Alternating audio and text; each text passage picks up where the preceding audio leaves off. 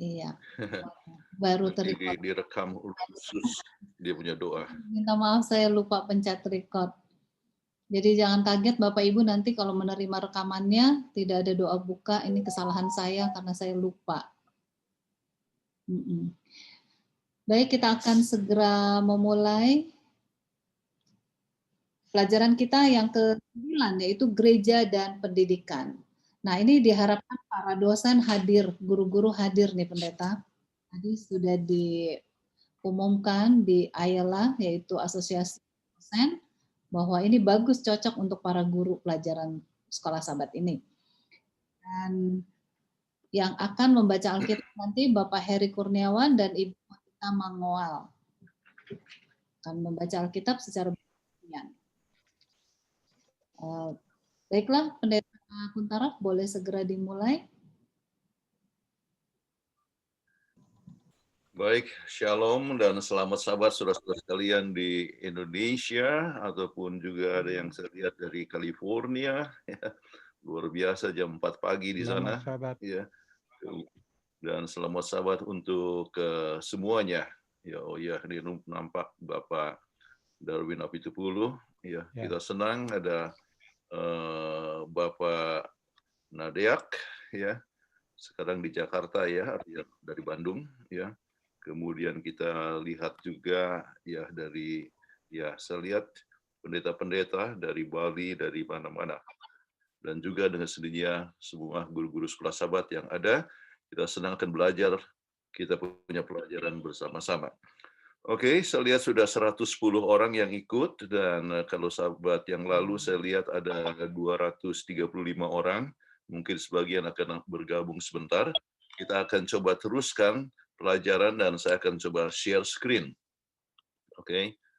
Dan kita akan bahas bersama-sama yaitu gereja dan pendidikan. Ya. Sesuai dengan judul ini merupakan sesuatu hal yang sangat penting sekali, bagaimana peranan daripada gereja di dalam pendidikan. Ya. Nah, seperti yang kita biasa bahas, selalu kita usahakan supaya gunakan CIA method, ya, yaitu principle, connect, ya, interpretation question dan application question. Bagaimana kita mengconnect? Kita mengajukan pertanyaan, salah satu adalah, ya, mengapa pelajaran ini penting? Ya. Kemudian Anda bisa minta daripada anggota kelas ya pendapat-pendapat mereka, tetapi beberapa ajudan di sini dikatakan untuk melihat peranan gereja dalam pendidikan atau untuk melihat peranan gereja dalam mencapai tujuan pendidikan, dan kita sudah ketahui bahwa tujuan pendidikan adalah mengembalikan akan peta Allah yang hilang, ya, to restore in man the image of his maker, to bring him back to the perfection in which he was created. Jadi kita harus ingat ini, jadi gereja punya peranan di dalam mencapai tujuan pendidikan. Kemudian untuk melihat peranan gereja di dunia ini, ya, dalam menjadi apa? Terang, mencari kebenaran, dan membagikan kehidupan yang penuh dengan kebenaran. Ya, ini 3 poin yang akan menjadi pembahasan kita, yaitu menjadi terang, mencari kebenaran, dan membagikan kehidupan yang penuh dengan kebenaran. Nah, kita harus tahu gereja itu berasal dari kata ekklesia, ya, artinya call out ones, yaitu orang yang dipanggil keluar. Ya. Jadi dipanggil keluar untuk suatu fungsi yang sangat penting sekali. Kita akan bahas nanti, ya. Tapi yang jelas ya, bahwa eklesia dipanggil keluar ya dari dunia ini atau dari kegelapan menuju kepada terang yang ajaib. Dan eklesia ya bukanlah berarti bangunan, tetapi kita berbicara mengenai masalah umat. Oke, bicara mengenai masalah umat. Oke. Lebih daripada hanya kumpulan-kumpulan dari orang yang berkumpul di suatu bangunan atau di rumah, tetapi ini berbicara mengenai masalah umat yang dipanggil keluar. Baik. Nah sekarang, apa perintah kepada gereja? Kita lihat Matius 28 ayat 19 dan 20, ya, tentang pergilah kamu jadikanlah segala bangsa itu muridku, dan itu merupakan suatu peranan penting dari gereja, yaitu untuk mengajarkan kebenaran, ya. Ajarkanlah mereka semua yang aku ajarkan kepadamu, ya. Jadi itulah peranan daripada gereja, mengajarkan kepada kebenaran.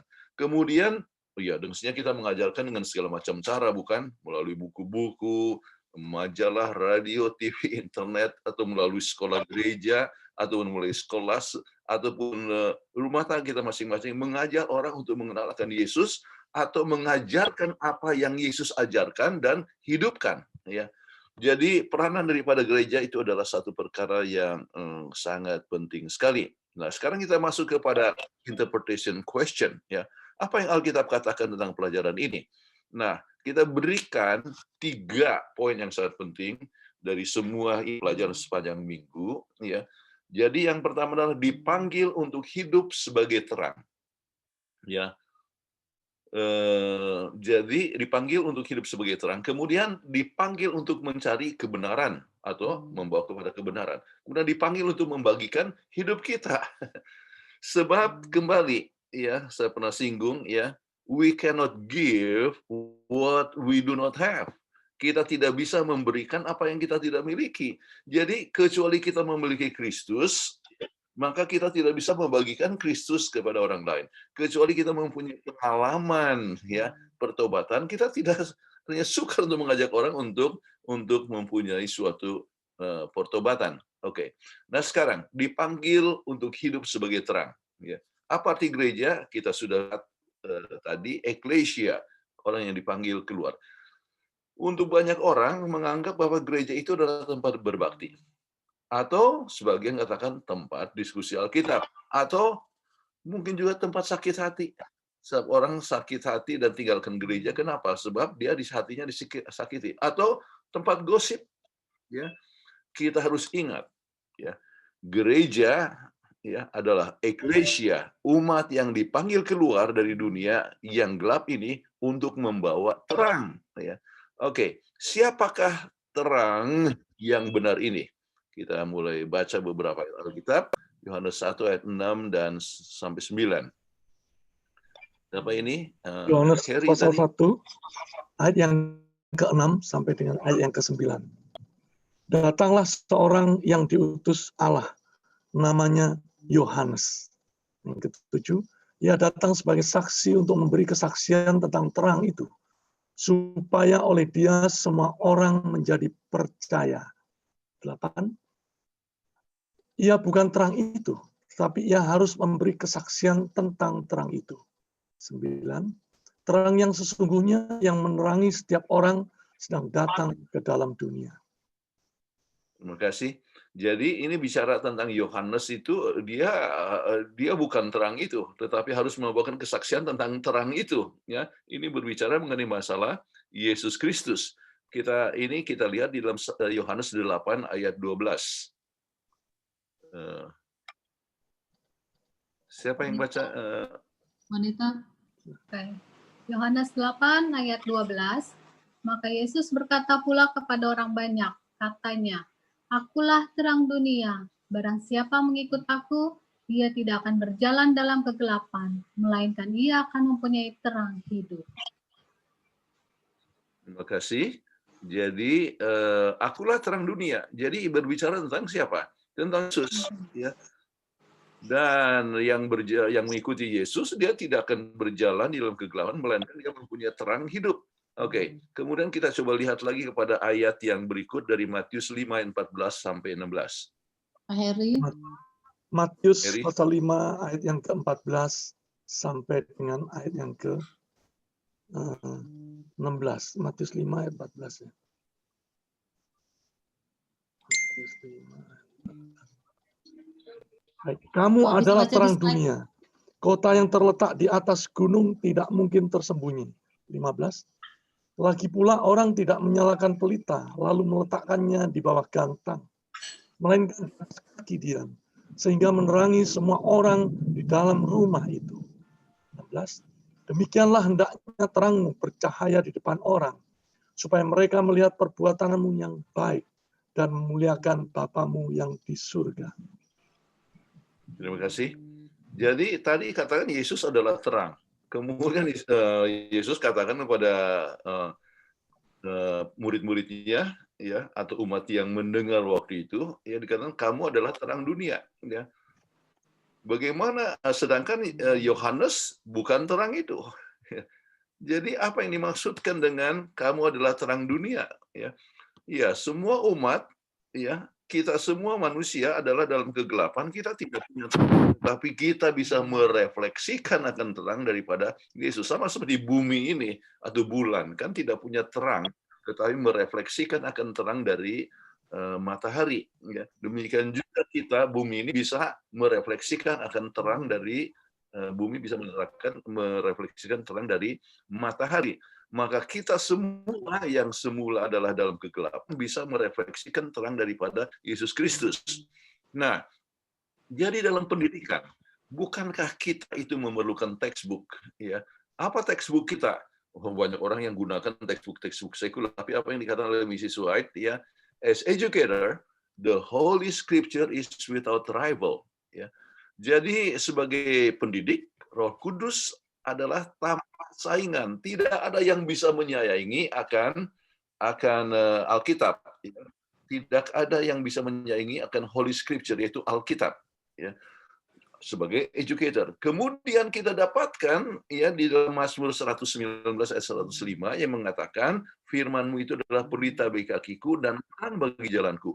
Jadi kalau begitu di dalam gereja sebagai tempat untuk pendidikan, maka kita harus menggunakan akan Alkitab ya untuk memberikan terang kepada dunia ya dan membagikan Yesus ya. Jadi Yesus adalah terang, Alkitab adalah terang yang harus kita perkenalkan kepada dunia. Oke. Nah, sekarang kita lihat dipanggil untuk menjadi untuk menghidupkan terang. Yesus adalah terang dunia. Kita dipanggil untuk merefleksikan terang kebenaran Yesus kepada dunia yang penuh dengan kegelapan. Dan apa maksudnya kegelapan? Dalam dunia yang penuh dengan kegelapan, hidup tidak bermoral, penuh dengan derita, penyakit, kematian, berbagai macam masalah dunia. Kristen, orang Kristen harus menjadi terang dunia. Apa itu terang? Kita harus memberikan damai, kemurahan, kasih di tengah masyarakat yang penuh dengan masalah. Jadi kita menunjukkan bahwa kita berbeda dengan dunia ini ya. Mereka orang lain tidak suka untuk mengampuni, kita harus menunjukkan sikap siap untuk mengampuni. Bagaimanapun besarnya kesalahan daripada orang lain. Jadi dengan demikian kita boleh tetap menjadi terang, oke, kepada dunia. Kemudian terang apa yang Tuhan mau kita berikan kepada masyarakat di mana kita berada, ya. Ya, salah satu faktor yang sangat penting adalah hukum Allah, sebab hukum Allah sebagai terang, ya. 10 hukum adalah terang bagi dunia yang harus dipancarkan, ya. Kasih Allah merupakan inti dari hukum yang harus dihidupkan. Itulah sebabnya pelajaran kita membicarakan tentang Lukas 10 ayat 36 sampai 38 tentang orang Samaria yang baik hati. Adalah contoh dari terang yang dihidupkan, ya. Mengasihi sama manusia, tidak peduli latar belakangnya, tetapi sebab berbelas kasihan. Jadi bukan tidak jadi masalah dia itu adalah orang Yahudi, padahal dia adalah orang Samaria, ya. Berbeda suku, oke, berbeda kultur, berbeda pandangan hidup, ya. Tetapi dalam melihat kebutuhan orang ini, ya. Jadi ia menilai, memberikan pelayanan berdasarkan kebutuhan orang ini. Timbullah belas kasihan, kemudian dia menolong orang tersebut.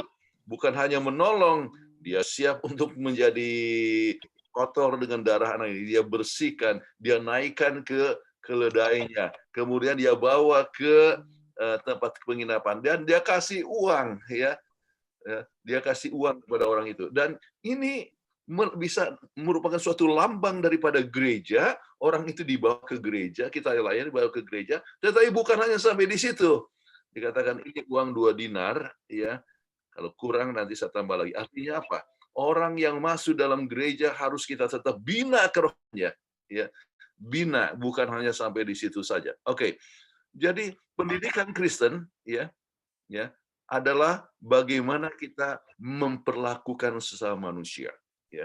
Jadi memperlakukan sesama manusia itu merupakan sesuatu perkara yang sangat vital sekali dalam kehidupan kita masing-masing. Baik. Nah, sekarang faktor yang berikut adalah gereja masing-masing 7 telah mendapatkan banyak berkat dengan banyak terang, bukan? Doktrin yang banyak. Kita tahu tentang 10 hukum, kita tahu tentang Sabat, kita tahu tentang Ka'bah, kita tahu tentang makanan sehat. Nah sekarang, apa artinya semua doktrin bila kita tidak berbuat kebaikan bagi sesama manusia? Ya, ini pertanyaan untuk kita renungkan dan Anda bahas di dalam dengan kelas. Ujian dari kekristenan ialah bukan doktrin yang kita miliki, tetapi kesanggupan untuk mengasihi.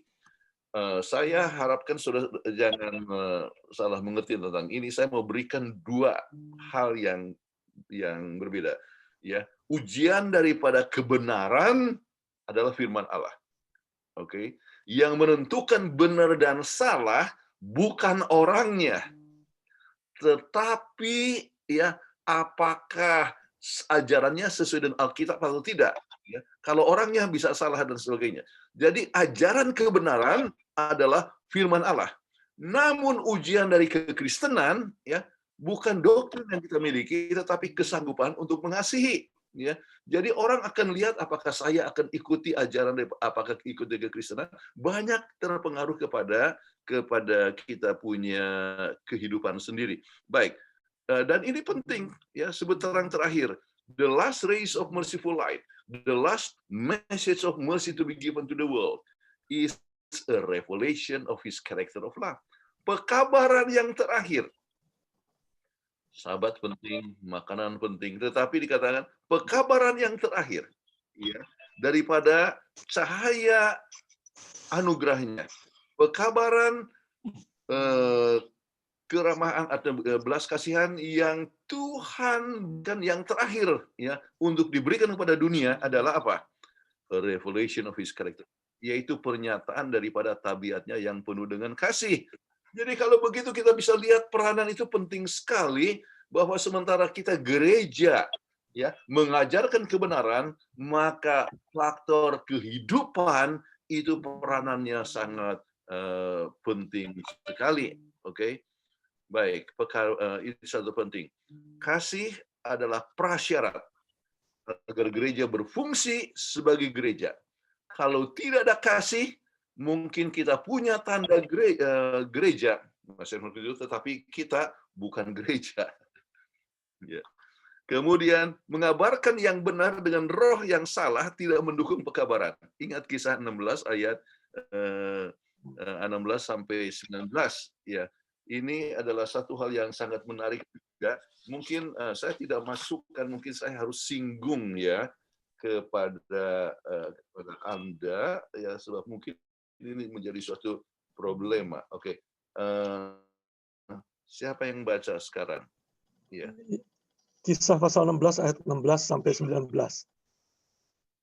Oke. Pada suatu kali ketika kami pergi ke tempat sembahyang itu, kami bertemu dengan seorang hamba perempuan yang mempunyai roh tenung. Dengan tenungannya, tuan-tuannya memperoleh penghasilan besar. Ayat 17. Ia mengikuti Paulus, dan kami dari belakang sambil berseru, katanya, orang-orang ini adalah hamba Allah yang maha tinggi. Mereka memberitakan kepadamu jalan kepada keselamatan. 18. Hal itu dilakukannya beberapa hari lamanya. Tetapi ketika Paulus tidak tahan lagi akan gangguan itu, ia berpaling dan berkata kepada roh itu, demi nama Yesus Kristus, aku menyuruh engkau keluar dari perempuan ini. Seketika itu juga keluarlah roh itu. 19. Ketika tuan-tuan perempuan itu melihat bahwa harapan mereka akan mendapat penghasilan lenyap, mereka menangkap Paulus dan Silas, lalu menyeret mereka ke pasar untuk menghadap penguasa. Terima kasih, ya Heri. Oke, sekarang saya mau tanya, pekabaran daripada orang tenung ini benar atau enggak? Ya. Benar atau tidak? Ya. Dikatakan dia berbicara kan di dalam ayat yang ke-17, ya. Ya, dikatakan orang-orang ini adalah hamba Allah yang maha tinggi. Mereka memberitakan kepadamu jalan kepada keselamatan. Benar atau tidak? Benar. Benar kan? Benar. Hah? Ya. Benar. Pekabarannya benar. Ya. Oh, benar. Laporannya benar, tetapi apa? Motifnya yang salah. Oke. Dia mau bersifat hanya untuk mengganggu saja. Nah, saya coba gunakan ilustrasi ini hanya untuk menekankan ya. Banyak kadang-kadang kita mengabarkan dan sering pekabaran kita adalah benar, tetapi sering mempunyai motif yang salah dalam mengabarkan. Ya, yaitu untuk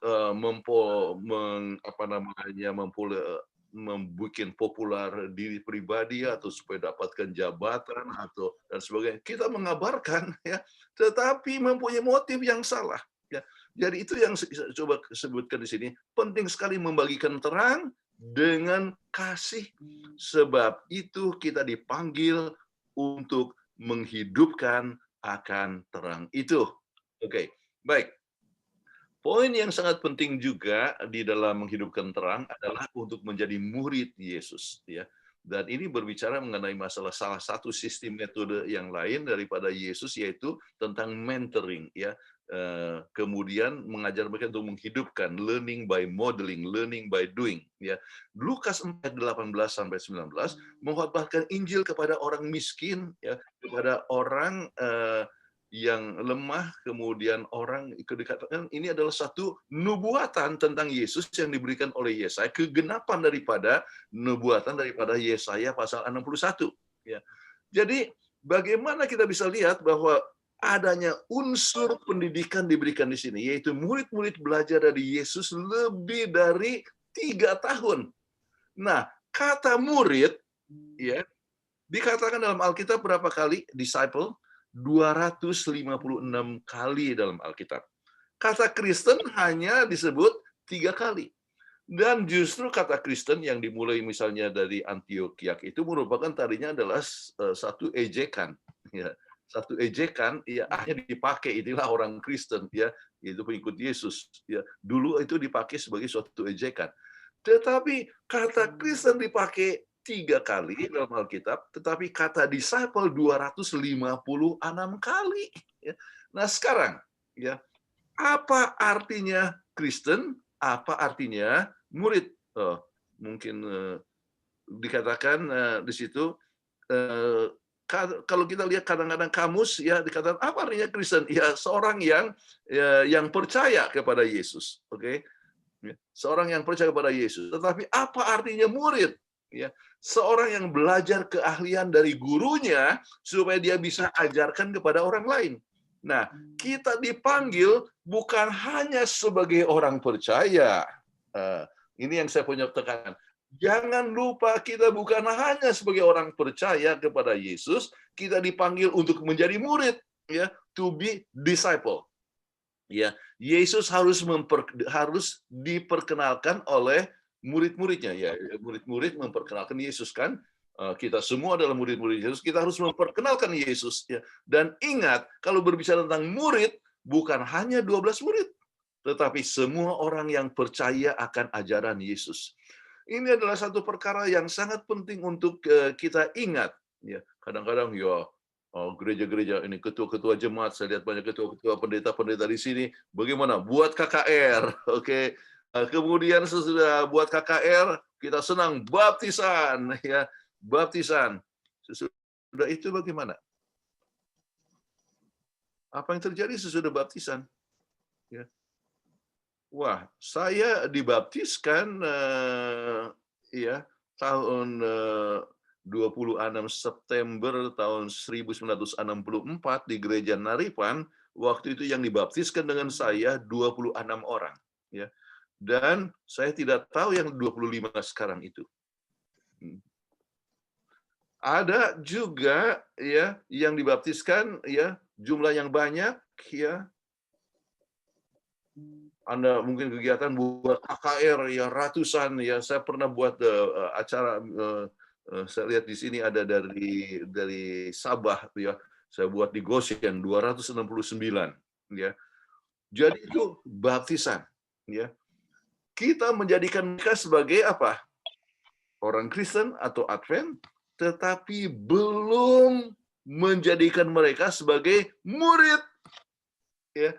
Sebab kalau murid, ya, Itu berarti mengikuti akan ajaran dan keahlian daripada gurunya, kemudian betul-betul melayani pekerjaan sebagai orang Kristen, sebagai murid yang baik. Oke. Nah, itulah yang kita maksudkan menjadi terang, termasuk di sini adalah menjadi murid daripada Yesus Kristus. Kita jangan hanya menjadikan orang sebagai orang Kristen biasa, tetapi harus menjadi murid. Make them disciples of Christ, yang akan melakukan tindakan pekerjaan daripada Yesus. Baik. Nah, sekarang Kisah 17 ayat 26 sampai 27. Ya, Fonita. Kisah 17 ayat 26 sampai 27. Dari satu orang saja ia telah menjadikan semua bangsa dan umat manusia untuk mendiami seluruh muka bumi. Dan ia telah menentukan musim-musim bagi mereka dan batas-batas kediaman mereka. Supaya mereka mencari dia dan mudah-mudahan menjamah dan menemukan dia. Walaupun ia tidak jauh dari kita masing-masing. Oke, terima kasih. Rupanya saya meletakkan ayat ini di tempat yang salah, tetapi tujuannya adalah sebetulnya yang kita mau bahas adalah bahwa melalui ayat ini adalah untuk ingat ayat 27 supaya mereka mencari dia. Kita harus menjadi umat yang mencari akan Tuhan, dan itu poin yang sangat penting. Dan mencari Tuhan, mendalami akan Tuhan, mengerti akan ketuhanan dan menghidupkannya dalam hidup kita. Baik, kemudian ini adalah buku Kerinduan Segala Zaman, Alpha and Omega, jilid 6, halaman 477, ada dalam pelajaran kita, apa yang dikatakan di sini? Perintah Yesus Kristus, kepada murid-murid meliputi segala orang percaya kepada Kristus sampai akhir zaman. Jadi perintah untuk pergi bukan hanya untuk 12 murid saja, tetapi meliputi segala orang percaya kepada Kristus sampai akhir zaman. Semua orang yang telah menerima ilham surga dipercaya dengan Injil itu. Semua orang yang telah menerima Kristus Yesus, hidup Yesus ditentukan untuk bekerja bagi keselamatan semua manusia. Untuk pekerjaan inilah jemaat itu didirikan. Dan semua orang yang mengadakan janji suci berjanji dengan demikian untuk bekerja bersama dengan Kristus. Oke, jadi tujuan daripada gereja adalah untuk apa? Yaitu untuk pekerjaan pengabaran Injil. Dalam buku Acts of the Apostles, salah satu yang dikatakan adalah kutipan seperti begini. Dikatakan bahwa a special agent for the salvation of men. The church was organized for service. A special agent for the salvation of men. Oke. Jadi gereja itu diorganisasi untuk pelayanan, dan dikatakan dibentuk itu gereja adalah untuk keselamatan jiwa-jiwa. Inilah yang kita harus ingat. Jadi kalau gereja kita tidak mencari akan jiwa-jiwa, tidak menjadi terang yang baik, maka fungsi gereja itu mungkin namanya gereja, tetapi kita tidak berfungsi sebagai gereja. Baik, nah sekarang kita masuk kepada bagian kedua, dipanggil untuk mencari kebenaran. Banyak pengetahuan bertambah di dunia ini, bukan? Kita ingat di Daniel pasal 12 ayat yang keempat, pengetahuan manusia bertambah-tambah.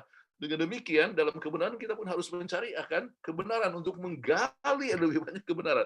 Bahkan Daniel 12 ayat yang keempat itu menyebutkan tentang pengetahuan di akhir zaman akan bertambah. Itu adalah sebetulnya secara konteks berbicara tentang pengetahuan akan kebenaran. Oke.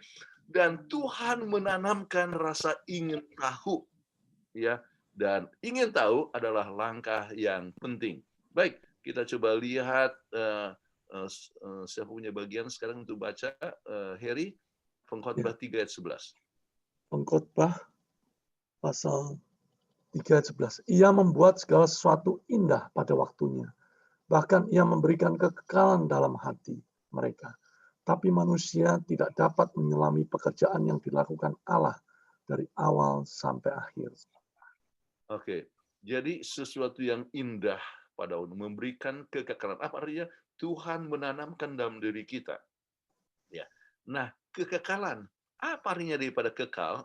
Ya, ini indera masa lalu dan sekarang dan juga mendatang. Artinya Tuhan meletakkan pada manusia rasa ingin ketahuan apa yang akan terjadi masa lalu, ya, sekarang dan masa yang akan datang. Apa artinya? Ya, maka kita masing-masing harus kita mempunyai kerinduan untuk tahu kan dari mana kita datang, siapa kita, kemana kita pergi, ya, bagaimana kita harus hidup, mengapa banyak penderitaan, dan kita bersyukur oleh jawaban tersebut kita dapat ketahui melalui apa? Ajaran daripada gereja, ya. Jadi gereja haruslah menjadi tempat untuk memenuhi akan rasa ingin tahu daripada dunia. Oke, kita coba lihat beberapa ayat yang lain, ya. Yeremia 29 ayat 13. Apabila kamu mencari aku, kamu akan menemukan aku. Apabila kamu menanyakan aku dengan segenap hati, mencari sepenuhnya, kita akan mendapatkannya. Apabila kamu mencari aku, kamu akan menemukan aku. Ya. Kamu menanyakan aku dengan segenap hati. Jadi kalau kita punya perasaan itu curiosity, ya, rasa ingin tahu, Tuhan akan apa? Akan penuhi, ya. Jangan pernah berhenti dalam mencari, ya.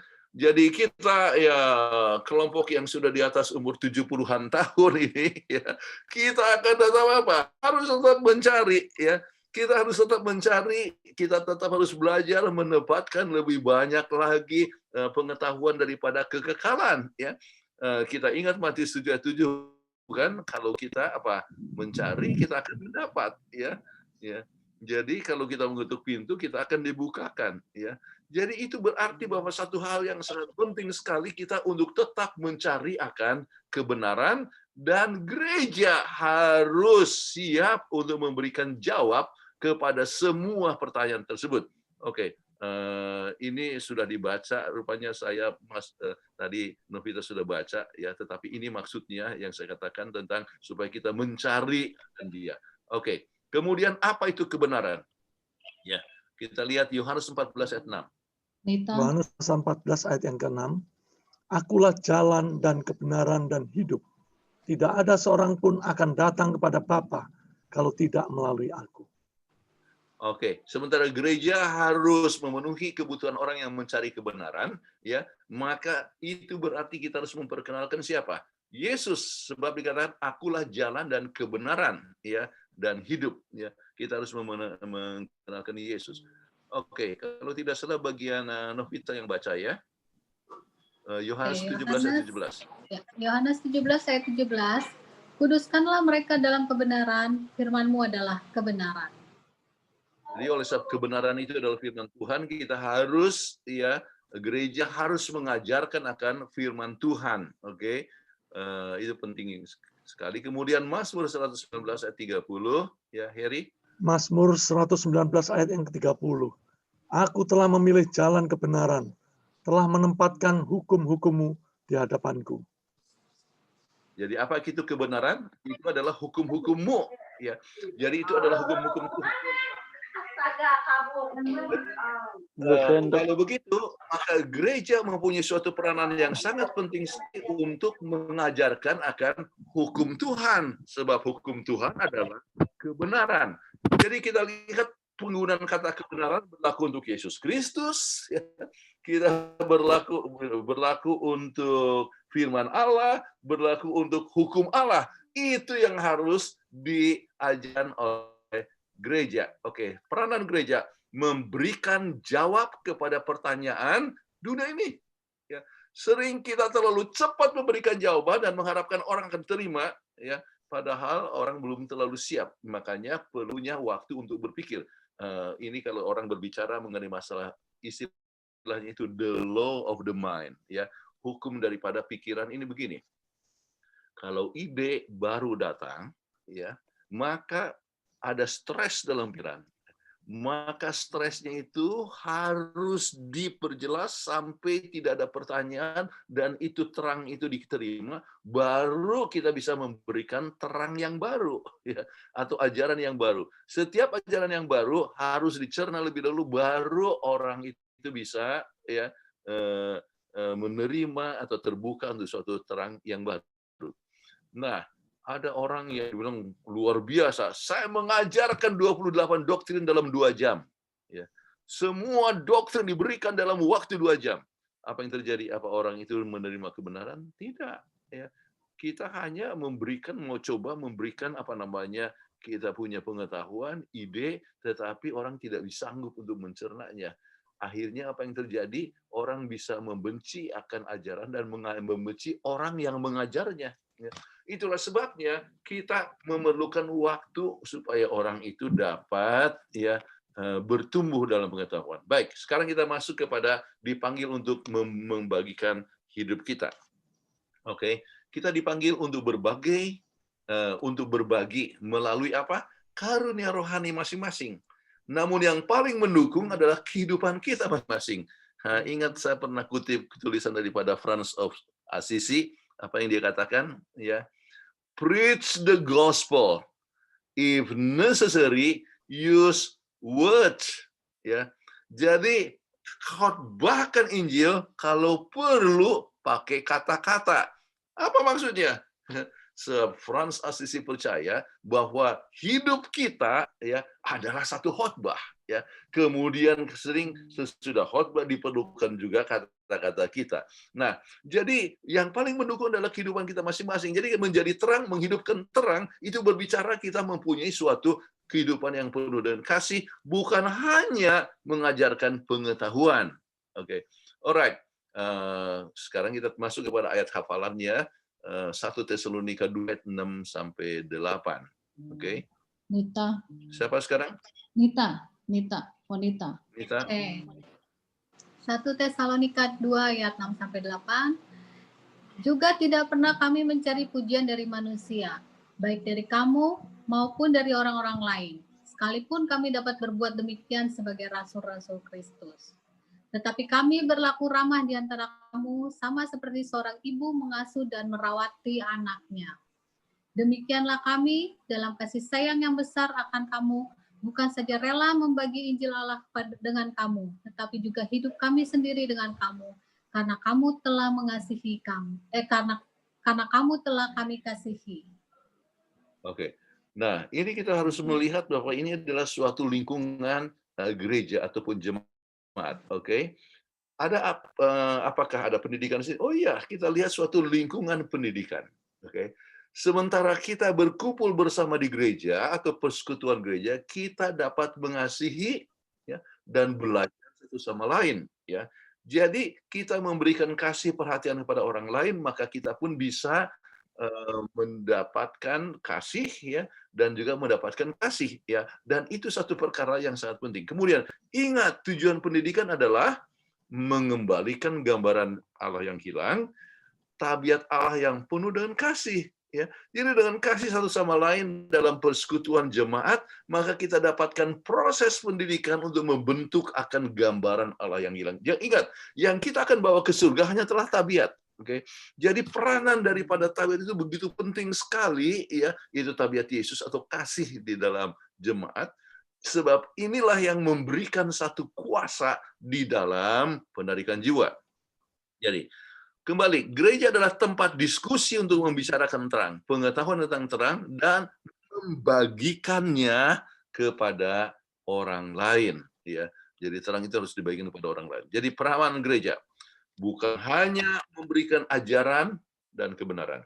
Kita harus memberikan kehidupan kita kepada mereka. Dan memberikan kehidupan termasuk memberikan waktu di dalam pelayanan. Kemudian memberikan perhatian pada orang lain. Memberikan akan kasih. Oke. Jadi membagikan hidup, apakah itu di dalam home churches atau di gereja perjanjian baru, kan umumnya mereka kumpul di gereja-gereja. Atau dalam kelompok kecil adalah tempat pendidikan pertama. Ya, di samping dalam rumah tangga. Ya. Jadi ingat, gereja adalah tempat untuk pendidikan. Ya. Dalam komunitas, orang belajar ya pertama dari mana? Dari gereja, sekolah, rumah tangga, ataupun harus kerjasama dalam pendidikan, kembali dalam proses membawa kepada orang untuk mengembalikan peta Allah yang sudah hilang. Jadi gereja juga kerja melalui karunia rohani. Kalau kita baca dalam 1 Korintus 12, kita akan dapatkan tentang karunia rohani. Tetapi satu hal yang menarik, sesudah bicara tentang karunia rohani, ya, itu bisa kepemimpinan, ya, itu bisa pengembalaan, ya. Dalam 1 Korintus 12 itu bisa mengenai masalah berkhotbah ataupun juga mengajar. Begitu banyak sekali karunia rohani, ya, paling sedikit ada 24, ya. Kemudian dan yang terbesar, kemudian apa yang dibuat oleh Paulus berbicara tentang 1 Korintus 13 tentang kasih, ya. Dan dia katakan, ya, ada iman, pengharapan, dan kasih, dan yang terbesar semuanya adalah kasih. Kalau begitu, untuk efektifnya karunia rohani, ya, supaya karunia rohani itu bisa efektif, maka diperlukan suatu kasih. Dan itulah yang dikatakan di dalam, ya, Roma 12 ayat 10, ya. Jadi Roma pasal 12 ayat 10, hendaklah kamu saling mengasihi sebagai saudara dan saling mendahului dalam memberi hormat. Oke. Jadi ini penting, bukan hanya dalam rumah tangga kita mengasihi, tetapi kita mengasihi di dalam jemaat, ya, dan saling mendahului dalam memberikan hormat. Dan ini adalah satu perkara yang begitu vital sekali. Kalau Anda datang ke gereja, ya, kemudian tidak ada yang menegur Anda, apa yang terjadi? Anda tidak mau lagi datang ke gereja itu. Jadi kalau Anda memuja orang yang yang ramah, menyambut, kemudian siap untuk mendengar dan mendoakan Anda, menunjukkan kasih sayang, Anda akan tetap darang, ya. Kadang-kadang kita hanya mengasihi hari Sabat dan lupa mengasihi sepanjang minggu. Ya, ini adalah satu hal yang kita harus ingat. Kemudian gereja juga, ya, bekerja melalui, ya, buah roh. Oke, Novita, Nita. Galatia 5 ayat 22-23. Tetapi buah roh ialah kasih, sukacita, damai sejahtera, kesabaran, kemurahan, kebaikan, kesetiaan, kelemah lembutan, penguasaan diri. Tidak ada hukum yang menentang hal-hal itu. Oke. Kita menjadi ini satu hal yang terang. Oke. Jadi ini merupakan satu perkara yang sangat penting. Kenapa? Ya, sebab umat artinya di dalam jemaat perlu, ya, kita menghidupkan buah roh, sebab buah roh itulah yang menunjukkan bahwa kita itu dipimpin oleh roh. Kemudian buah roh itu adalah merupakan satu sarana yang sangat penting supaya orang bisa mengenal dan bisa menerima akan kebenaran. Jadi, orang terjamah oleh kebaikan, ya, bukan hanya oleh sebab pengetahuan, bukan hanya oleh sebab doktrin, ya, tetapi apa yang terjadi, ya, mungkin saya bisa kasih tahu, satu waktu saya buat KKR di Imandi, ya. Jadi ke kota, artinya dari Manado pergi cukup jauh itu ke kota Mogu, ya, dari kota Mogu pergi ke Imandi, ya. Kemudian apa yang terjadi di Imandi, ya, cukup banyak orang hadir, ya.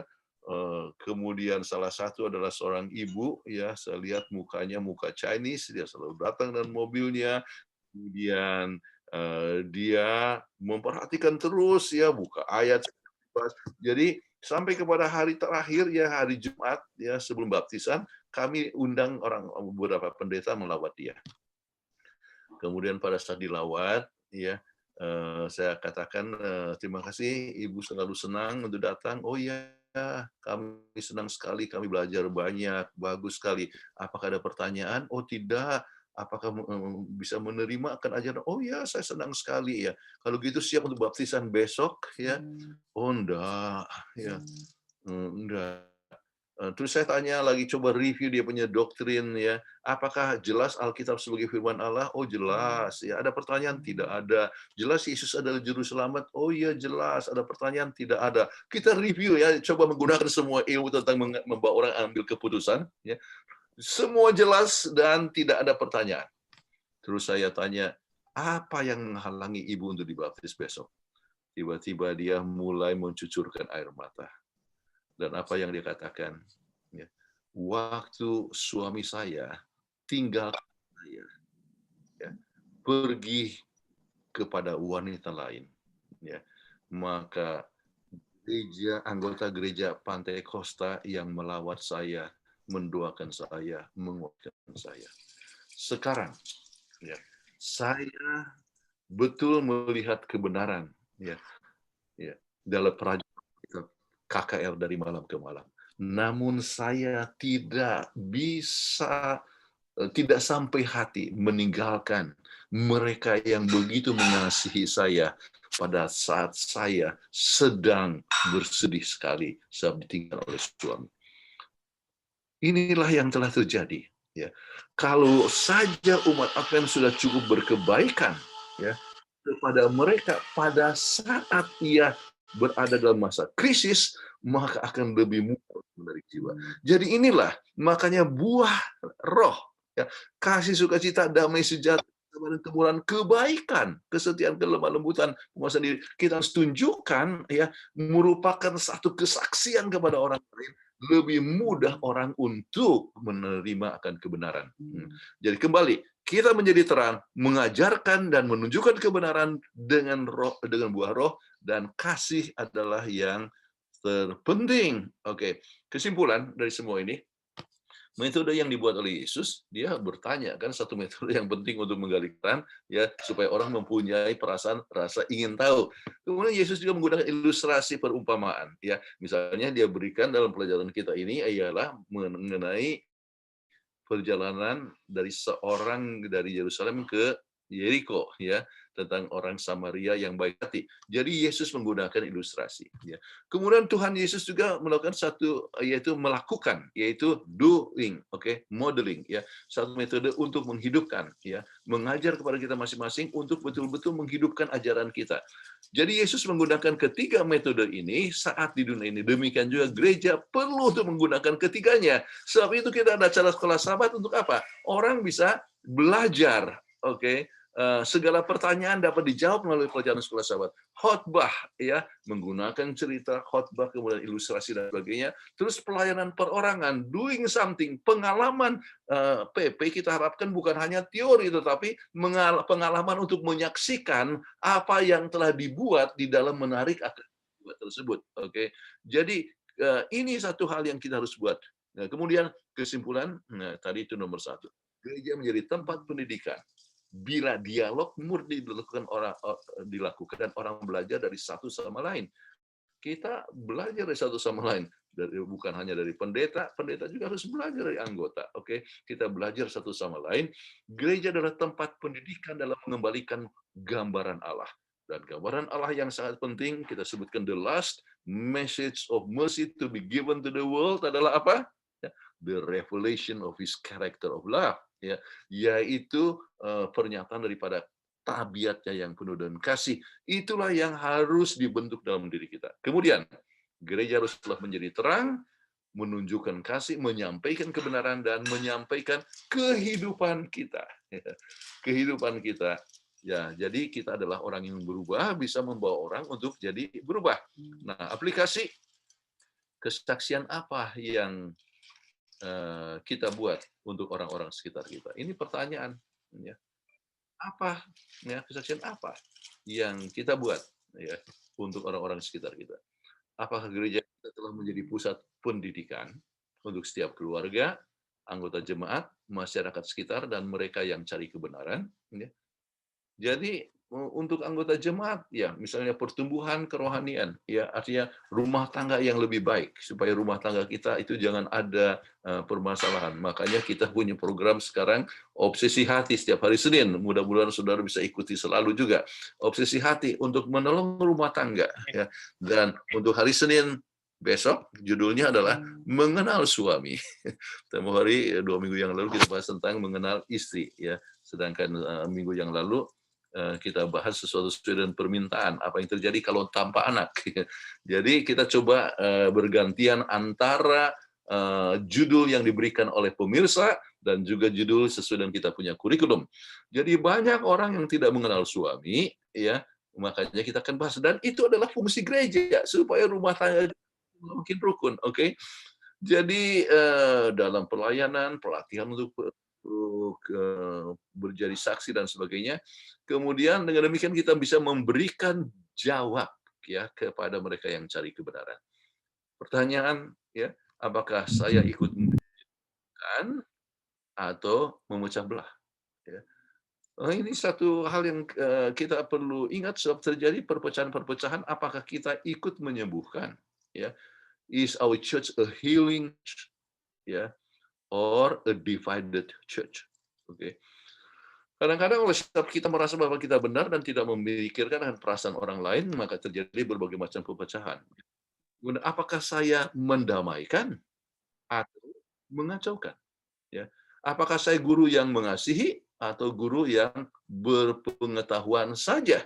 Kita mungkin pintar, ya, tetapi kita cukup mengasihi sampai orang tidak ingin lagi mendengar kepada kita.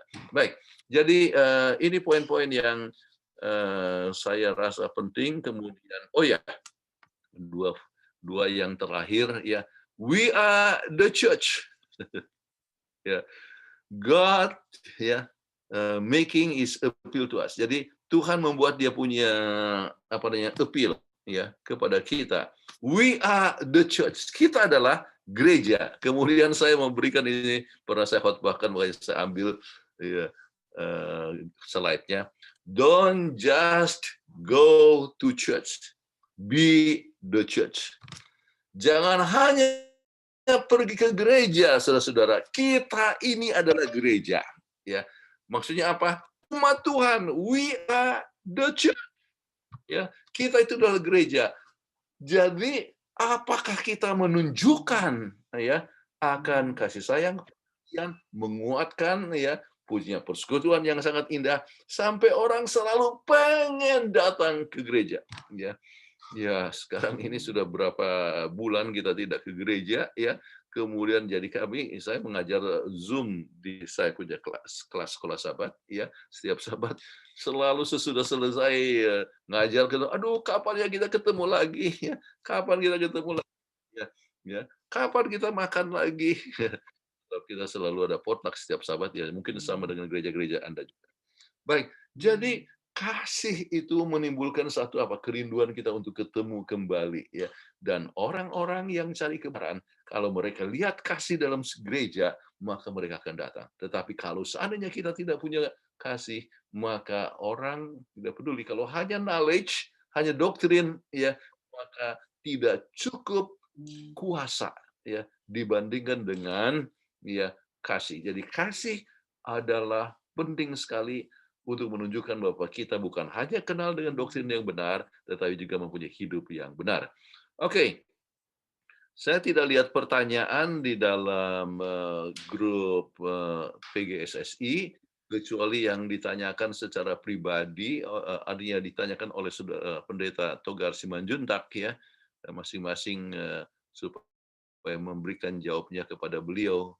Ya, jadi saya tidak tahu kalau ada tambahan informasi yang lain. Sekarang silakan Ibu moderator kalau ada pertanyaan.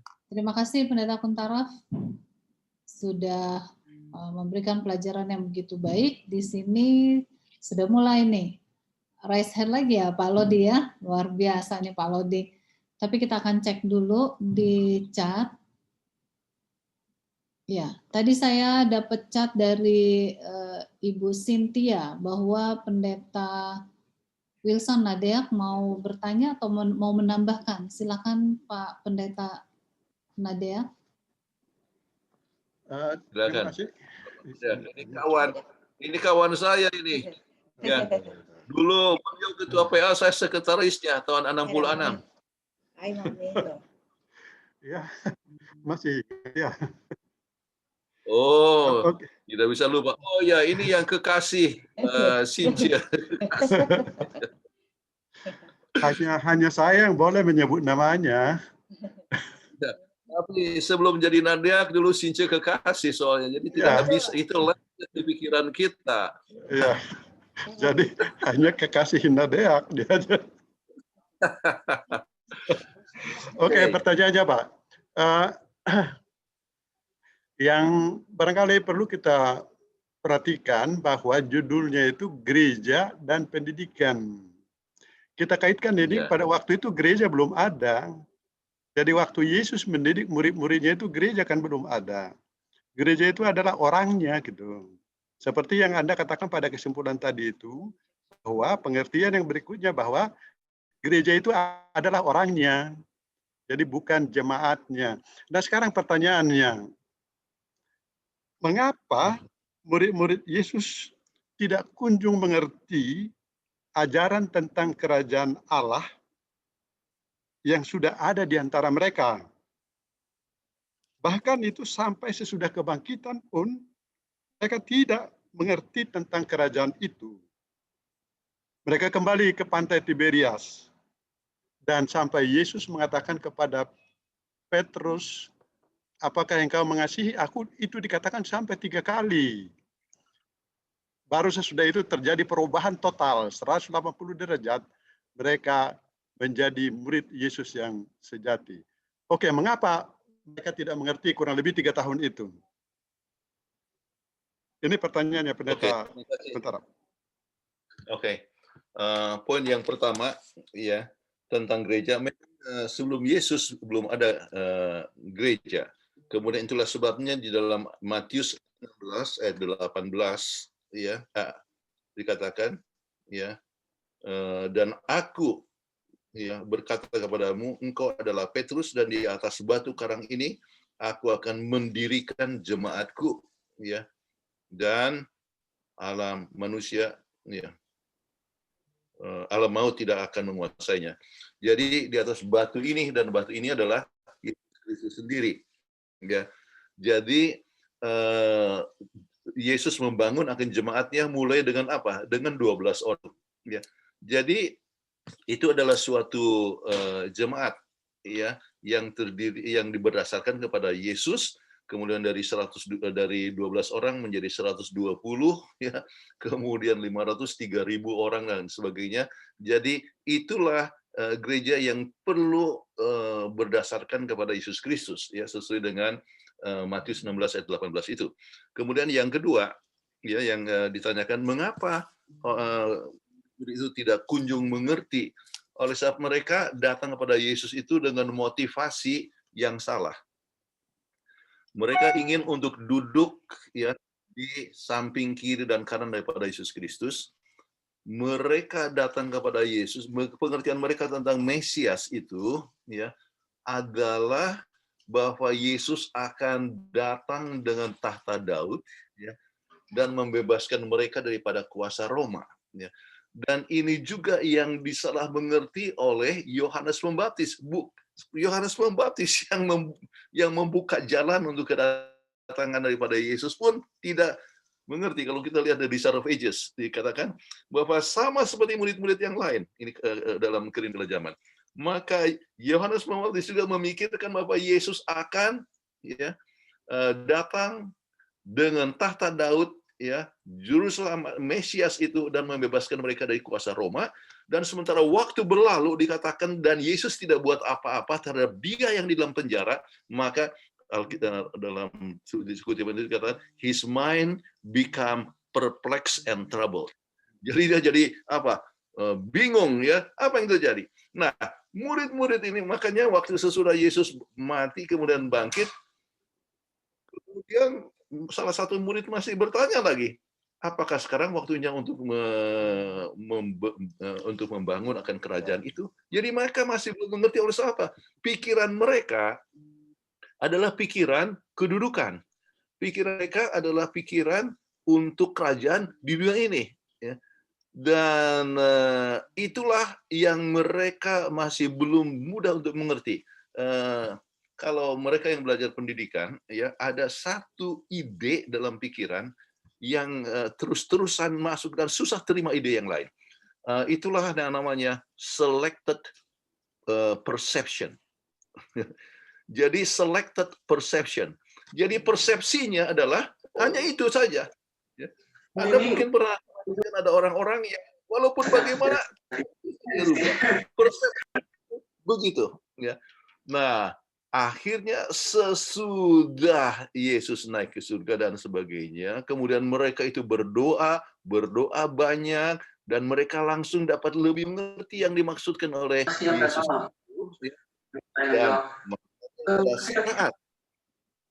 pada saat sesudah dapatkan terang Roh Kudus, mereka dapat lebih mengerti. Rupanya kerajaan yang dimaksudkan itu adalah kerajaan rahmat, ya, yang betul-betul dimulai kerajaan rahmat itu dengan matinya Yesus di kayu salib. Ya, itulah dimulainya kerajaan rahmat. Jadi dapat dimengerti kemudian. Ya, jadi kalau ditanya tadi, kenapa sangat artinya tidak kunjung mengerti, oleh sebab mereka punya persepsi ya yang sudah hanya kepada satu arah. Oke, satu arah. Dan saya sering berhadapan ya oleh sebab kita bekerja cukup lama di organisasi 44 tahun ya sebelum pensiun ya.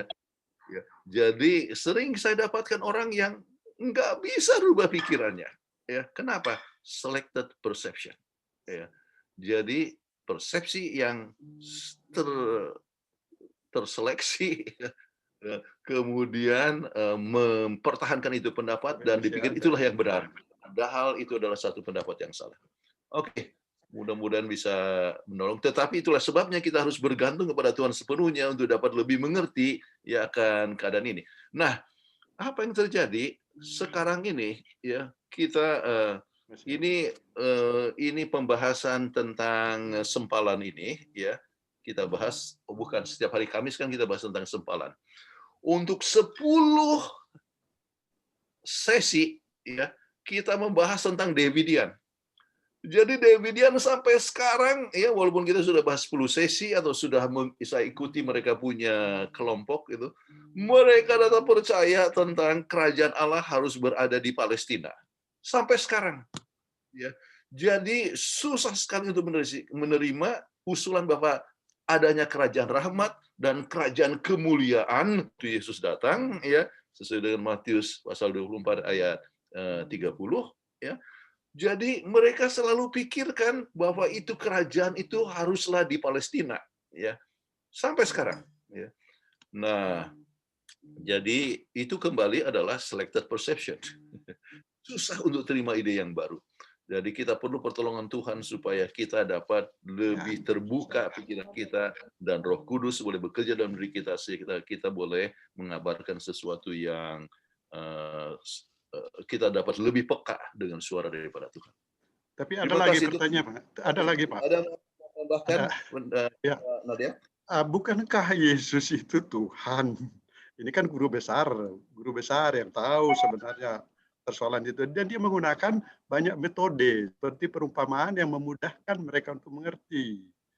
Yesus itu kan beda dengan manusia, dengan guru-guru yang ada di dunia ini, guru-guru orang-orang Yahudi ya, dengan yang lain. Kan dia guru besar gitu.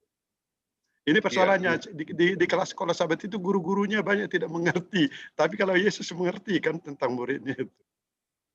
Betul, iya. Bukan masalahnya dengan Yesus ya, tetapi masalah dengan murid-muridnya yang sukar untuk mengerti. Jadi Yesus sudah menggunakan berbagai macam metode ya, metode Socratic method ya, bertanya ya. Dia telah jadi bertanya kepada si Petrus misalnya atau kepada murid-muridnya, menurut kamu siapakah aku ini? Ya, itu kan bertanya ya. Kemudian ada yang katakan itu adalah Elia ataupun Yohanes Pembaptis dan sebagainya. Menurut kamu siapa aku ini? Kemudian waktu itu Petrus katakan bahwa engkau adalah ya Mesias, anak Allah yang hidup ya, dan dipuji oleh Yesus. Tetapi pengertian daripada si ini Petrus, Mesias itu masih berpikir tentang membebaskan mereka dari jajahan Roma. Jadi bukan Mesias di dalam apa? Juru selamat kita. Ya.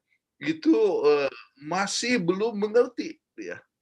Padahal sebetulnya ya menurut nama Yesus aja itu adalah sebetulnya adalah juru selamat. Tetapi mereka pikir adalah bebaskan daripada kuasa Romawi. Kemudian Yesus menggunakan dari kehidupan. Mereka lihat belajar banyak, ya. Makanya mereka itu berubah dengan memandang akan hidup Yesus. Yohanes yang kekasih, anak guntur, berubah menjadi yang kekasih. Ya. Ini bukan Since kekasih, ya, tetapi ini adalah Yohanes yang kekasih. Oke. Jadi hidupnya itu luar biasa, menjadi orang yang penuh dengan kasih, memperhatikan orang lain. Namun yang masih belum juga mengerti, ya. Jadi akhirnya sesudah kematiannya dan sebagainya, akhirnya mereka dapat mengerti lebih lanjut apa tujuan daripada hidup tentang masalah kerajaan Allah itu. Makanya mulailah mereka mengabarkan sesudah kebangkitan Yesus dan Yesus naik ke surga dengan penuh kuasa. Apa yang dikatakan kalau kita lihat dalam Acts of the Apostle 38-39, ya, sebelum kecurahan Roh Kudus banyak peristiwa yang terjadi, ya. Sering kita sebutkan hanya di dalam Kisah pasal 1, ya, ayat yang ke berapa 18, ya, mereka itu bertekun dan sehati, ya. Kemudian berdoa, bertekun dan sehati. Tetapi kalau kita lihat kepada tulisan Roh Nubuat, apa yang mereka buat, ya, mereka bertekun, mengasihi satu sama lain, dan mereka meneliti, saling mengingatkan kata-kata Yesus. Oh iya, maksud Yesus itu adalah begini, ya. Aduh, kemudian saya sudah mengecewakan Yesus. Iya, kita sudah mengecewakan Yesus. Mereka mengaku salah satu sama lain. Mereka mulai coba mengingat kata-kata Yesus satu sama itu. Dan dikatakan, saya sudah mengecewakan Yesus. Kemudian, oh kalau begitu artinya adalah ini. Jadi Yesus sudah ajarkan, tetapi mereka masih belum mengerti. Ya, kenapa? Oleh sebab diperlukan waktu untuk menghilangkan itu selected perception. Ya. Itu diperlukan waktu dan diperlukan Roh Kudus. Dan sesudah ini terjadi, ya, akhirnya mereka langsung katakan, ya, dalam pembahasan di Acts of the Apostles itu dikatakan bahwa serupanya sekarang yang kita harus buat, ya, yang kita harus buat adalah, ya, supaya kita harus menyenangkan Yesus. Bagaimana supaya kita bisa menyenangkan Yesus? Yaitu hanya dengan mengabarkan ajaran daripada Yesus, tetapi kita perlu kuasa, ya, dan kuasa itulah yang mereka dapat melalui Roh Kudus. Oke. Jadi semula, ya, mereka tidak dapat mengerti. Oke. Oke. Yang saya sebutkan tadi, supaya jangan salah, ya. Mereka semua bertekun dengan sehati dalam doa bersama-sama dengan beberapa perempuan serta Maria. Itu adalah Kisah 1 ayat yang ke-14. Ya. Jadi mereka berdoa, bertekun sehati, artinya mereka punya kesatuan, mengasihi satu sama lain. Tetapi di samping itu, yang disebutkan Roh Nubuat adalah mereka mulai recall, ya, apa yang Yesus pernah katakan. Akhirnya mereka dapat lebih mengerti di dalam masa-masa ini. Ya. Oke, rupanya yang dimaksud adalah kerajaan rahmat, bukan kerajaan di dunia ini, ya, dan sebagainya. Oke, terima kasih. Itu poin yang sangat Terima baik. terima kasih Pak Kontarap. Ya, kita Terima kasih lanjutkan. Pendeta Kontarap. Ya, kita lanjutkan kepada penanya berikutnya. Di chat sini ada pertanyaan dari Bapak Pulo, ya, Pulo Lasman Simanjuntak. Ya. Pak, ini pertanyaannya mau dibacakan atau Bapak langsung bertanya? Langsung bertanya, langsung. Silakan, Pak. Ya. Shalom, selamat sahabat. Saya Lasman Simanjuntak dari Jemaat Jatinegara. Pak Pendeta, tadi Pak Pendeta dari awalnya memberikan ringkasan pelajaran kita. Yang pertama dipanggil untuk hidup sebagai terang, yaitu terang Kristus. Dipanggil untuk mencari kebenaran, yaitu firman Tuhan dan hukum Allah. Dipanggil untuk membagikan hidup kita, yaitu kasih dan kabar keselamatan. Saya mau tanya tentang hari Selasa. Hari Selasa kan jelas Roh Nubuat mengatakan bahwa gereja didirikan untuk memberikan kabar keselamatan. Berarti bahwa fungsi gereja, misi gereja adalah menginjil, memberikan kabar keselamatan. Apakah Pak Pendeta Kuntarap setuju saya katakan bahwa gereja yang tidak melakukan misi penginjilan Kristus, tidak memberikan kabar keselamatan, bahwa gereja itu mati secara rohani, yang adalah keributan, pertengkaran, perselisihan, dan perpecahan. Pada akhirnya gereja yang dibangun dengan megah pun bisa terjadi perpecahan kalau tidak melakukan misi ini, fungsi tadi. Terima kasih Pak Pendeta. Betul, bukan saja setuju, tetapi itu memang tulisan Roh Nubuat dalam The Desire of Ages. Katakan begini, the life of the church depends upon her faithfulness in fulfilling the gospel commission. Itu tulisan Mrs. White. Ya. The life of the church, kehidupan daripada gereja tergantung kepada kesetiaannya di dalam memenuhi akan panggilan, artinya perintah agung. Jadi kalau seandainya kita tidak mengabarkan, gereja itu mati. Ya. So the life of the church, kehidupan daripada gereja tergantung kepada kesetiaan kita dalam memenuhi akan perintah yang agung. Dalam hal ini adalah mengabarkan. Jadi kalau seandainya kita tidak mengabarkan, gereja itu akan mati dan orang akan gosip satu sama lain. Kalau sudah gosip, bertengkar satu sama lain. Ya. Dan satu hal yang lagi menarik lagi ialah waktu kita tidak mengabarkan, setan yang menggunakan kita, ini tulisan Roh Nubuat ya. Setan yang menggunakan kita ya supaya kita berfungsi dalam gereja, tetapi dalam apa? Memecah belah. Dalam memecah belah. Jadi setan tidak akan diam. Ya. Jadi itulah sebabnya maka terjadilah berbagai macam pertengkaran dan sebagainya. Jadi makanya selalu dianjurkan kita jangan sampai gereja itu terlalu besar. Kalau gereja terlalu besar, ya maka banyak yang nggak ada kerjaan. Dan kalau kita tidak ada kerjaan, setan akan mengerjakan kita.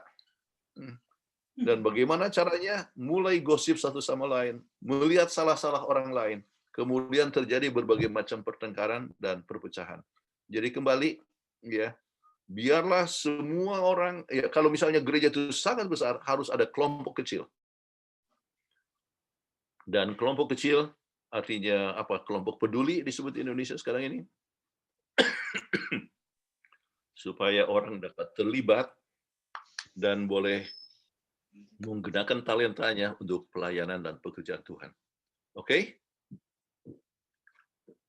Iya. Terima kasih. Kita lanjut kepada penanya berikutnya. Bapak Daniel Sitompul. Pak Daniel Sitompul, pertanyaannya. Pak Daniel Sitompul mau bertanya langsung atau mau dibacakan? Silakan di-unmute. Ya, dibacakan. Maunya nanti ada sambungannya sedikit, Pendeta, karena ya dibaca dulu lah. Ya, oke. Saya baca ya. Pastor Jonathan Kuntaraf, apa perbedaan karunia rohani dengan talenta atau bakat? Terima kasih. Ini kayaknya udah pernah ditanya di beberapa sahabat yang lalu ya. Ini kan Pendeta ini kaitannya dengan hari Selasa. Iya. Pemuridan kan. Nah, yang mana yang lebih yang harus dikedepankan, apakah karunia rohani atau talenta dalam pemuridan ini? Kan kita harus mengabarkan Injil. Silakan. Terima kasih Pendeta. Ya, ini waktu kita bahas tentang witnessing, ya, tentang bersaksi, itu adalah semester yang lalu kalau tidak salah, ada kuartal yang lalu, ya, ada yang tanya dan memang pembahasan tentang karunia rohani. Jadi karunia rohani itu bedanya dengan bakat ataupun talenta, ya. Karunia rohani diberikan pada saat seorang itu ya dilahirkan kembali. Sedangkan kalau misalnya ada bakat dan ataupun talenta itu diberikan pada saat seorang itu lahir, ya, seorang lahir. Jadi satu adalah kelahiran kembali, kemudian satu adalah lahir. Kemudian karunia rohani itu selalu digunakan untuk pekerjaan kerohanian. Yang namanya pun karunia rohani. Ya. Itu adalah untuk pekerjaan pelayanan, pekerjaan Tuhan. Kalau bakat, ya, itu bisa untuk ya keperluan duniawi, bisa digunakan oleh untuk keduniawian, ya. tetapi bisa juga digunakan untuk Tuhan. Tergantung siapa yang memilikinya. Ya. Jadi saya ambil contoh musik. Ya. Orang berbakat musik itu bakat kan atau talenta. Ya. Itu dia bisa gunakan untuk rock and roll atau untuk segala lagu-lagu keduniawian. Ya. Tetapi bisa juga untuk Tuhan. Ya, kita perlu musisi di dalam gereja. Ya, kita dapatkan musisi. Ya, jadi itu adalah suatu satu karunia disebutkan sebagai satu bakat, ya, satu talenta. Tetapi satu persamaan yang sangat penting ialah bakat atau karunia rohani akan berkembang kalau digunakan. Ya. Jadi kalau kita tahu tentang musik, ya, selalu digunakan, selalu menyanyi, ya makin berkembang. Ya. Tetapi kalau lagu-lagu itu digunakan untuk kemuliaan diri ataupun untuk keduniawian, ya berkembang, tetapi dalam masalah keduniawian. Tetapi dalam kerohanian, seorang bisa berkembang, saya bisa menghasilkan akan misalnya rekaman-rekaman yang digunakan untuk kemuliaan bagi nama Tuhan. Ya. Jadi itulah sebabnya, ya, kita coba lihat bahwa ada bedanya, ya, jadi tidak selamanya 100% sama antara talenta atau bakat dengan karunia rohani. Dan karunia rohani disebutkan di dalam buku Roma pasal 12, ya, 1 Korintus pasal 12, atau Efesus pasal 4. Ya. Jadi kalau dihitung-hitung semua itu, ya, itu karunia rohani bisa sampai 24 ya macam. Tetapi kalau lihat kepada sumber-sumber yang lain di luar pada itu, bisa kalau misalnya seperti karunia yang diberikan dalam membuat kabah dan sebagainya, itu disebut juga karunia rohani. Kalau yang itu bisa dimasukkan juga dalam karunia rohani, itu jumlahnya bisa sekitar 50 ya. Tetapi kita lihat itu adalah suatu bakat, ya, atau talenta. Oke, mudah-mudahan sudah menjawab pertanyaan saudara Daniel Situmpul. Ya, terima kasih. Kita lanjut kepada yang raise hand. Ini ada Bapak Lodi Surentu. Ya. Pak Lodi, mana Pak Lodi? Iya, ini. Ya, Pak Lodi. Baik, terima kasih. Selamat sabat. Selamat sabat. Selamat sabat.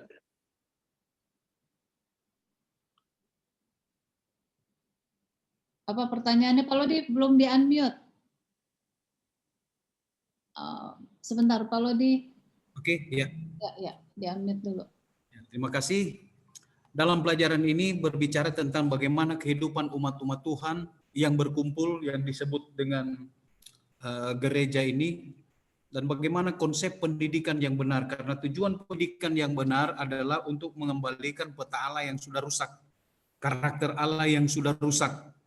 Kiranya itu akan dikembalikan dan artinya dipersiapkan di dalam satu lingkungan kumpulan umat-umat Tuhan yang namanya gereja. Tetapi yang saya lihat sekarang ini adanya sebuah perubahan yang luar biasa, oleh karena yang terjadi bahwa banyak umat-umat Tuhan di saat ini tidak lagi belajar firman Tuhan untuk mengembalikan peta Allah yang hilang itu, tapi justru hidup secara berkelompok-kelompok. Yang menjadi keheranan saya juga bahwa bahkan ada keluarga-keluarga hamba Tuhan yang berada di kelompok-kelompok. Memang tadi ada pertanyaan, tadi pendeta menjawab bahwa jangan terlalu besar itu gereja, sebaiknya diaktifkan kelompok-kelompok. Yaitu untuk kelompok pelayanan, tapi kalau seandainya dibuat kelompok yang berlatar belakang pelayanan tetapi akhirnya sudah menjurus kepada hal-hal yang tadi ada pertanyaan, yaitu bukan lagi menyembuhkan tetapi memecah. Jadi itulah kondisi-kondisi yang ada saat ini. Saya suka membandingkan dengan gereja luar karena saya selalu banyak berkesempatan ke luar. Sepertinya kondisi-kondisi yang seperti ini yang terjadi di dalam gereja kita itu tidak ada. Nah, kenapa sampai kondisi umat-umat Tuhan yang harusnya di dalam gereja belajar firman Tuhan untuk kembalikan peta Allah itu justru hidup berkelompok-kelompok dan saling melihat kekurangan, saling saling menyerang, bahkan yang tidak terjadi gereja lain itu terjadi. Dan kita lihat kiri kanan bahkan ada orang yang berani untuk tampil demo-demo. Padahal kita pelajari bahwa gereja betapapun lemahnya, tapi adalah biji bola mata Tuhan. Ya. Yang setiap saat. Kalau Pertanyaan saya kira-kira mungkin ada saran dari pendeta. Ya, saran apa kira-kira dari pendeta untuk terutama para hamba Tuhan yang hidup di dalam kelompok-kelompok, dan kelompok itu bukan untuk kelompok penginjilan, tapi kelompok yang saling menyerang satu dan yang lain. Mohon maaf. Terima kasih. Terima kasih. Kita sangat concern kalau ini terjadi, ya. Dan saya tahu pada gereja-gereja yang mempunyai pengalaman seperti ini, ya. Jadi saya percaya bahwa pemecahannya adalah kita mulai dengan doa, ya. Jadi Anda mulai dengan keluarga Anda sendiri, ya, mendoakan soal ini. Kemudian undang beberapa orang juga untuk berada dalam satu kelompok yang mendoakan, ya. Jadi kelompok yang disebut kebangunan rohani, ya.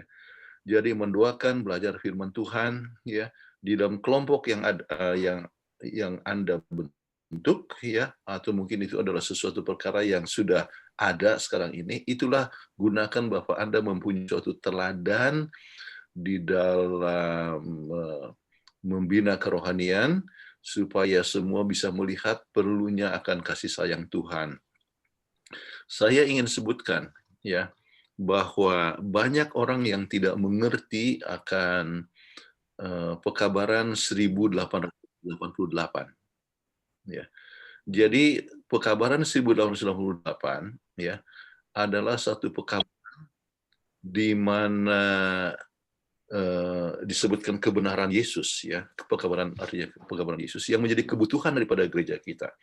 Ingat dalam sidang Laodikia, ya, kita diperlukan, ya, kita ditemplak dan kita perlu pakaian putih. Kita perlu disebutkan lebih dahulu adalah emas yang teruji, itu adalah iman yang dipenuhi dengan kasih. Kemudian kita perlu pakaian putih, itu adalah kebenaran Yesus. Dan kita perlu pencelak mata, yaitu Roh Kudus yang bisa membedakan antara benar dan salah. Nah, kebenaran Yesus adalah sesuatu perkara yang sangat kita butuhkan. Kalau kita tidak mengerti akan kebenaran Yesus, maka selamanya akan ada perpecahan. Kenapa? Sebab masing-masing akan melihat, ya, bahwa keselamatan kita merasa bahwa selamat itu oleh sebab ada usaha kita, dan oleh sebab kita merasakan itu adalah usaha kita merasa lebih benar dari orang lain. Jadi kalau kita sudah merasa bahwa kita lebih benar dari orang lain, ya, maka itu adalah suatu malapetaka untuk gereja, ya. Jadi merendahkan orang lain, ya, kita ini lebih benar, makanya ada berbagai macam kelompok yang bisa memecah belah, ya. Jadi ambil bahagian adalah untuk mementingkan, untuk menunjukkan bahwa saya sanggup, saya hebat dan sebagainya. Tetapi kalau orang mengerti akan kebenaran Yesus, ya, kita itu kosong tanpa Yesus Kristus, ya, yang menyebabkan kita dapat mendapatkan keselamatan hanya oleh sebab kasih karunia Tuhan.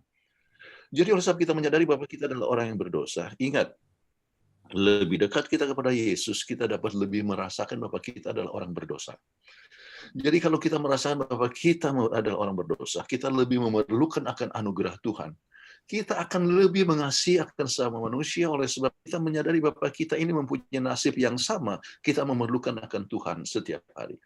Jadi, ya, buatlah kelompok, mulailah dari Anda sendiri, dan belajarlah untuk mengasihi yang murni, oke? Mengasihi yang murni, ya, oleh sebab Tuhan yang bekerja dalam diri kita. Dan kita tidak perlu kritis kepada orang lain, tetapi justru kita menaruh belas kasihan kepada orang lain. Ya. Kalau terjadi suatu pertengkaran dan sebagainya, bukannya kita menyalahkan, tetapi kita justru mendoakan dan menolong. Kita boleh menjadi satu juru damai. Ya. Jadi lebih mengenalkan kebenaran Yesus, lebih banyak berdoa, maka kita akan dapat lebih banyak bertumbuh, maka kita akan ini suasana kasih sayang itu akan dapat menular. Gereja kita itu makin lama makin dipenuhi dengan kasih Tuhan dan kita boleh merasakan cinta satu sama lain. Bukan lagi pengelompokan, bukan lagi artinya memikirkan akan dirinya atau kelompoknya atau pribadi, tetapi kita bisa mengasihi atas semua orang, mengasihi siapa saja, tidak peduli dia punya latar belakang, sukunya, pendidikannya, status ekonominya, tetapi kita boleh tetap mengasihi satu sama lain. Jadi saya rasa kembali dengan doa, mendalami firman Tuhan, hidupkan dalam kelompok kecil, dan boleh menularkan akan roh ini kepada yang lain. Baik, terima kasih Pendeta. Ini waktunya sudah habis, tapi masih ada 4 penanya. Masih ada 4 penanya. Waduh, ini nggak bertanya. Pak Lexi tadi raise hand ya? Pak Lexi Dimpudus. Ya, silakan. Jadi, ya, silakan. Ya, saya selamat Sabat untuk Sir Kuntaraf dan teman-teman sekalian. Saya hanya menyambung dari pembicaraan dari Saudara Daniel Sitompul mengenai karunia roh. Khususnya dikatakan karunia roh tadi itu, kalau talenta dari lahir, tapi kalau diberikan pada waktu dilahirkan. Tapi kalau karunia roh, waktu dilahirkan kembali, apakah karunia roh ini memberikan pengertian bahwa hanya kepada umat Tuhan atau spesifiknya hanya untuk orang Advent? Atau yang kalau dia pendeta yang lain tidak masuk di situ atau bagaimana? Terima kasih. Saya tidak sebutkan, oleh sebab roh Tuhan bisa bekerja dalam diri banyak orang, bukan hanya umat Advent. Jadi bisa saja seseorang itu mempunyai suatu karunia roh, ya, oleh sebab dia mengenalkan Yesus Kristus, tetapi masih belum mendapatkan terang mengenai masalah pekabaran Advent. Ya, jadi kita tidak mau membatasi hanya untuk mereka yang Advent saja yang mendapatkan karunia rohani. Banyak sekali dari gereja-gereja yang lain mempunyai kesanggupan untuk berkhotbah, dan kesanggupan berkhotbah membagikan firman adalah karunia roh. Ya, jadi hubungannya dengan dilahirkan kembali itu jadi. Iya, dilahirkan kembali sesuai dengan terang yang ada pada dia. Ya. Jadi kan tidak selamanya terang itu harus langsung sekaligus sampai kepada 28 doktrin kita. Jadi hidup baru, dulu dia adalah penjahat, sekarang dia adalah seorang pengerja dan jadi pendeta. Ya. Jadi bisa itu terjadi. Ya. Jadi tidak selamanya di dalam tubuh daripada gereja Advent itu, sebab banyak orang yang punya karunia rohani dalam berkhotbah, ya, dan mereka berada di gereja yang lain, tetapi kita tahu bahwa satu kali akan ada satu panggilan seruan nyaring, dan dari gereja-gereja lain itu akan datang dan bergabung dengan mendapatkan terang yang berada dalam tubuh dari gereja yang sisa, ya. Jadi itu kadang-kadang memerlukan suatu waktu, tetapi hidup baru bisa saja dari hidup lama menjadi hidup baru sesuai dengan terang yang ada pada dia. Oke?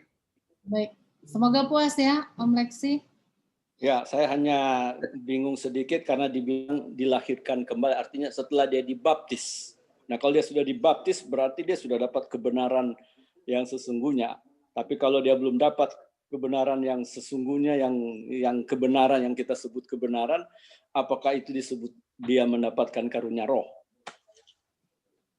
Ya, dibaptiskan itu kan sampai sekarang kita mempunyai keyakinan kalau orang sudah pernah dibaptiskan selam, ya sebetulnya sesuai dengan peraturan jemaat tidak perlu lagi dibaptis di gereja kita. Ya, hanya dengan suara saja. Jadi artinya dia sudah hidup baru selama ini. Kalau dia sudah diselamkan. Oke. Terima kasih. Baik, terima kasih Pendeta. Ini ada 4 pertanyaan, tapi sepertinya sudah terjawab dengan pertanyaan-pertanyaan sebelumnya. Sementara waktunya kita sudah habis, sekarang sudah jam 8:35. Jadi, pada teman-teman yang bertanya,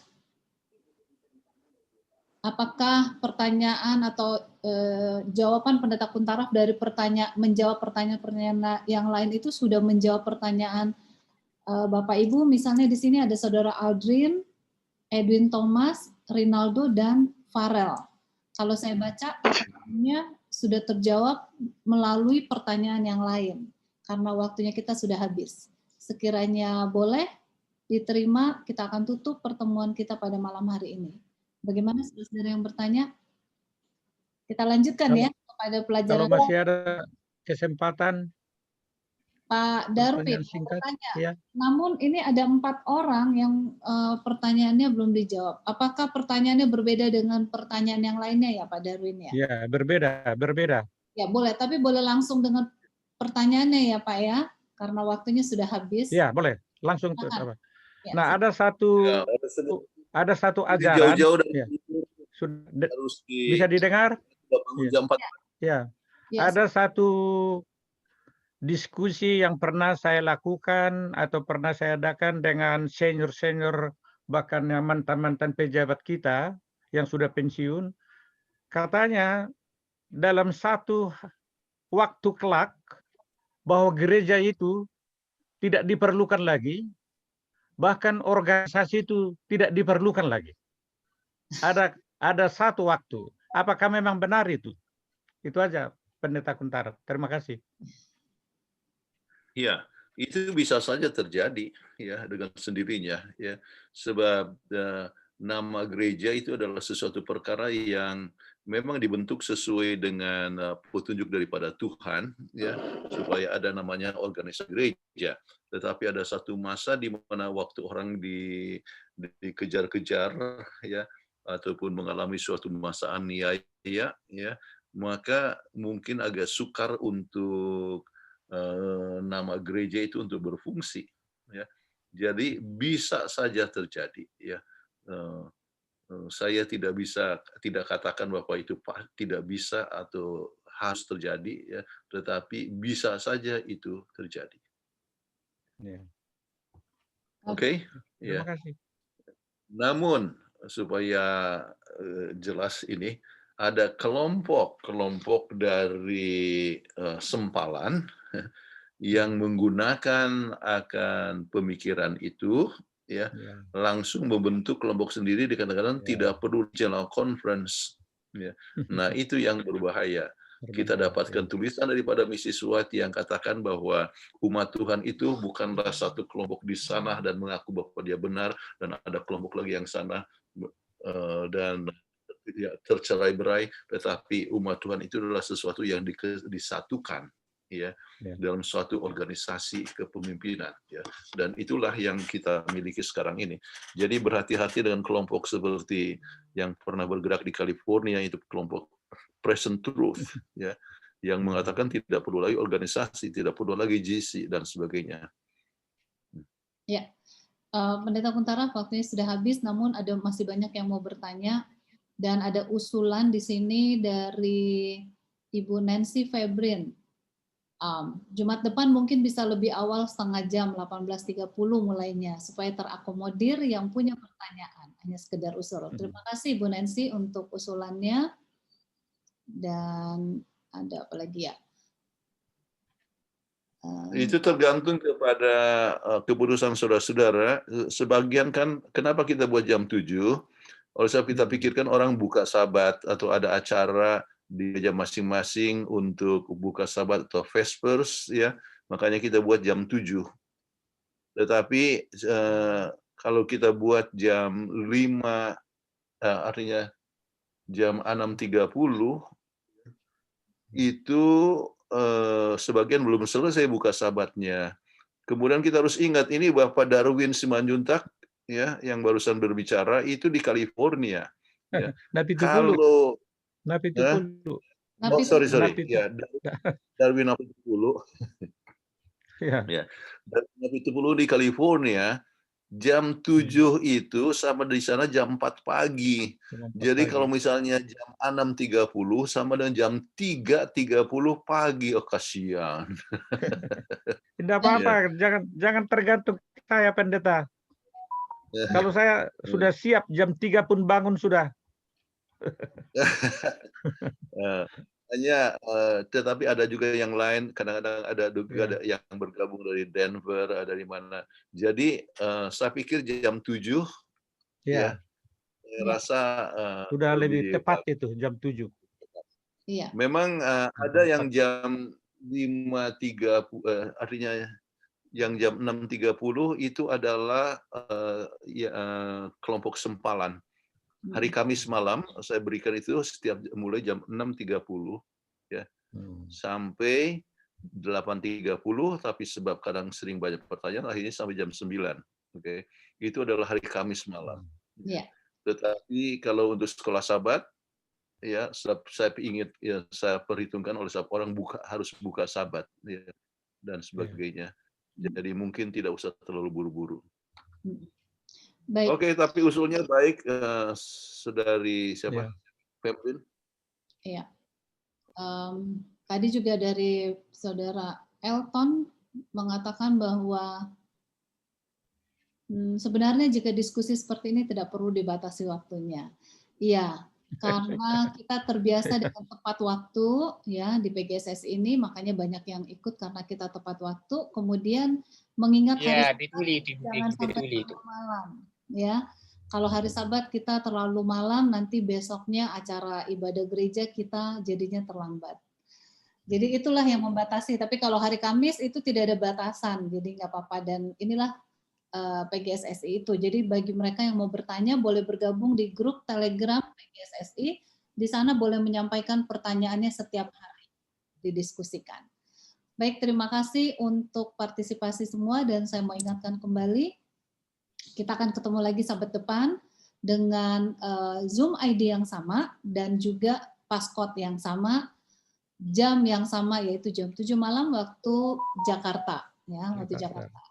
Kita akan ketemu lagi dan bagi Bapak Ibu yang ingin melayani melalui bacaan Alkitab atau doa buka, doa tutup boleh japri kepada saya ya.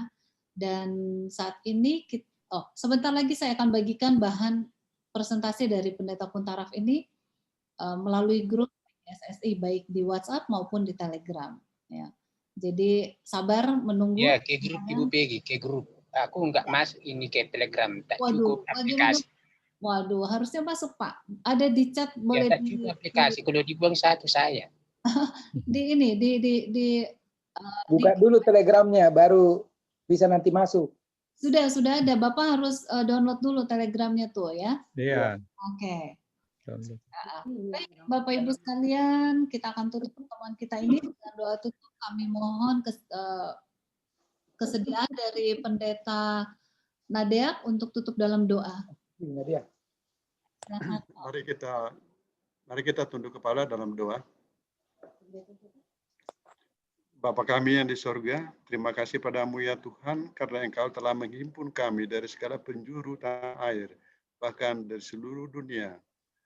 Kami berkumpul bersama-sama di sini untuk membicarakan tentang gereja Tuhan dan pendidikan, untuk memulihkan kembali peta Allah yang hilang dari tengah-tengah manusia.